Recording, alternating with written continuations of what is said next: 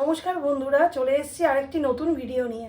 আজকের রেসিপিটি হলো ইলিশ মাছের মালাইকারি। সামনেই আসছে রান্না পুজো। তা রান্না পুজোতে অনেক রকম ইলিশ মাছের প্রিপারেশন করে থাকি আমরা, সেই রকমই একটি রেসিপি তৈরি করব, কিন্তু পেঁয়াজ রসুন আদা ছাড়া। একটি নতুন রান্না নতুনভাবে আপনাদের সামনে তুলে ধরবো, যেটা স্বাদে গন্ধে অসাধারণ হবে। তো চলুন বন্ধুরা, রেসিপিটি তাহলে শুরু করি। আমি রাজশ্রী, তো আপনারা দেখছেন রাজশ্রী হেসেল। তো চ্যানেলটিকে ভালো লাগলে সাবস্ক্রাইব করবেন, আর কেমন লাগলো অবশ্যই কমেন্টস করে জানাবেন, আর ভালো লাগলে একটা লাইক দিয়ে দেবেন। ভিডিওটি দেখার পুরো অনুরোধ রইল। ইলিশ মাছের মালাইকারি করার জন্য আমি এখানে 8 পিস মাছ নিয়ে নিয়েছি। মাছগুলোকে ধুয়ে ভালো করে নুন হলুদ আর সামান্য একটু কাশ্মীরি লঙ্কার গুঁড়ো মাখিয়ে মাছটা রান্না করার জন্য আমি এখানে কিছু মশলা করে নেব। তার জন্য নিয়ে নিয়েছি একটা নারকেল কোড়ানো, আর এখানে উষ্ণ গরম জলে আমি 1 চামচ মতো পোস্ত ভিজিয়ে রেখেছিলাম, আর এখানে নিয়ে নিয়েছি 25 গ্রাম মতো সাদা সর্ষে, 50 গ্রাম কালো সর্ষে, আর এখানে 10-12টা মতো কাজু বাদাম নিয়েছি, 1 চামচ চাল মগজ, আর 6-7টা মতো কাঁচা লঙ্কা নিয়ে নিয়েছি। ঝালটা আপনারা আপনাদের মতোই দেবেন। এবার আমি এগুলোকে একে একে পেস্ট করে নেব। প্রথমে আমি একটা মিক্সিং জার নিয়ে নিলাম। এবার আমি এতে পেস্ট করব কালো সর্ষে আর সাদা সর্ষে। আমি কিন্তু সবকিছু একসঙ্গে পেস্ট করছি না, এটা কিন্তু খেয়াল রাখো। দেখো আমার দুটো সর্ষেই মিক্সিতে পেস্ট করা হয়ে গেছে। এবার আমি এটাকে একটা বাটি নিয়ে নিলাম।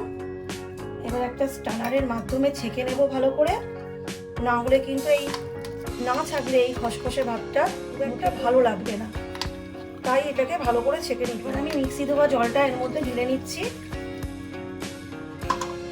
তাতে ছাঁকতেও খুব সুবিধা হবে আর জিনিসটা পাতলাও হবে।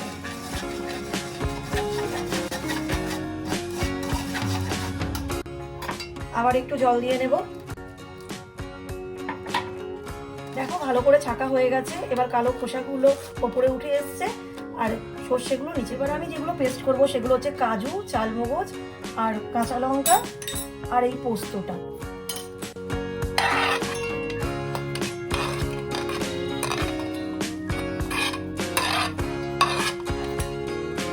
সামান্য একটু জল দিয়ে নেব পেস্ট করার জন্য। এগুলো আলাদা আলাদা পেস্ট করছি, তার কারণ হচ্ছে এগুলো আলাদা আলাদা সময় আমি অ্যাড করব। এবার আমি একটা মিক্সিং জারে নারকেল কোড়াটা নিয়ে নেব, এটাকে পেস্ট করে দেবো, কারণ আমি নারকেলের দুধ বা জল দিয়ে নিলাম। এবার এটাকে পেস্ট করব। এবার আমি একটা ফ্রাইং প্যান বসিয়ে নিচ্ছি মাছগুলোকে ভাজার জন্য। মাছগুলো ভাজার জন্য আমি অল্প পরিমাণে সর্ষের তেল দিয়ে নেব। তেল কিন্তু গরম হয়ে গেছে। এবার আমি একে একে মাছগুলোকে ছেড়ে দেব।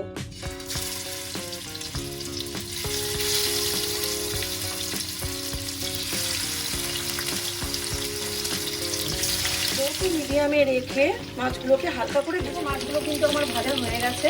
মাছগুলো আমি একটু হালকা করেই ভেজে নিয়েছি, কারণ এই রেসিপিটায় মাছ কড়া করে ভাজলে ভালো লাগে। আমি মাছগুলোকে একে একে তুলে দিলাম। মাছ ভাজা তো হয়ে গেছে, তো আমি এখানে গ্রেভিটা করার জন্য একটা কড়াই বসিয়ে এবার আমি কিছুটা পরিমাণে সর্ষের তেল দিয়ে নিচ্ছি। ইলিশ মাছ ভাজার তেলটা দিয়ে ভাত খেতে খুব ভালো লাগে, তাই আমি সরিয়ে রেখেছি। আপনারা চাইলে ওই তেলেও রান্নাটা করে নিতে পারেন। তেলটা এবার গরম হয়ে গেছে। এবার আমি ফ্লেমটাকে লো করে ছেঁকে নেওয়া সর্ষের পেস্টটা দিয়ে দিচ্ছি। এবার আমি একটু ভালো করে নাড়িয়ে নিচ্ছি, 2 মিনিট মতো নাড়িয়ে নেবো এটাকে।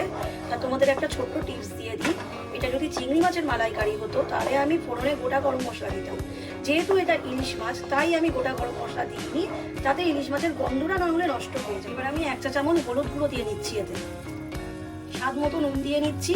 এখানে আমি 1 চামচ নুন দিলাম, আবার 1/2 চামচ মতো নুন দিলাম, টোটাল 1.5 চামচ নুন দিয়ে দিলাম। তারপরে একটু নাড়িয়ে নিচ্ছি ভালো করে। মিডিয়াম ফ্লেমে রেখে 1 মিনিট মতো নাড়িয়ে নেবার পরে তারপর দিয়ে দিচ্ছি কাজু, কাঁচা লঙ্কা, চালমগজ আর পোস্তর এই পেস্টটা। ফ্লেমটা কিন্তু আমি লো টু মিডিয়ামই রাখবো, নাহলে কাজু করার পরে কিন্তু নিচ থেকে লেগে যাওয়ার সম্ভাবনা থাকে। এবার আমি ফেটিয়ে রাখা 2 চামচ টক দই দিয়ে দিচ্ছি। পুরো প্রসেসটাই কিন্তু লো টু মিডিয়াম ফ্লেমে রেখে করবে।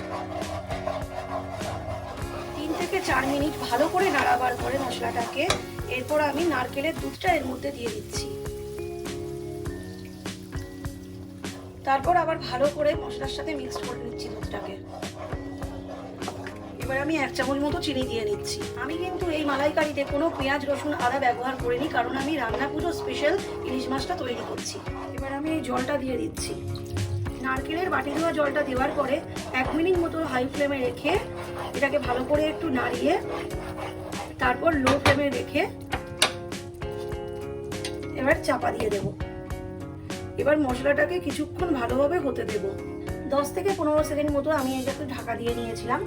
বেশিক্ষণ ঢাকা দেবো না, কারণ এর মধ্যে এবার মাছগুলোকে দিয়ে নিচ্ছি, কারণ মাছগুলোর ভেতরেও মশলা ঢোকার ব্যাপার আছে।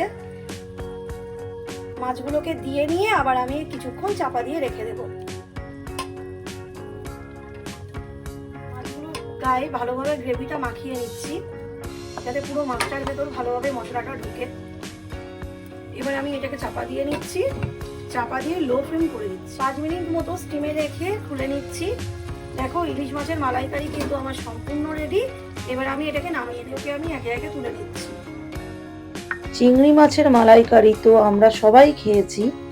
এইভাবে ইলিশ মাছের মালাইকারি একবার তৈরি করে দেখবেন, দুপুরে বা রাতে গরম ভাতের সঙ্গে অসাধারণ লাগবে খেতে।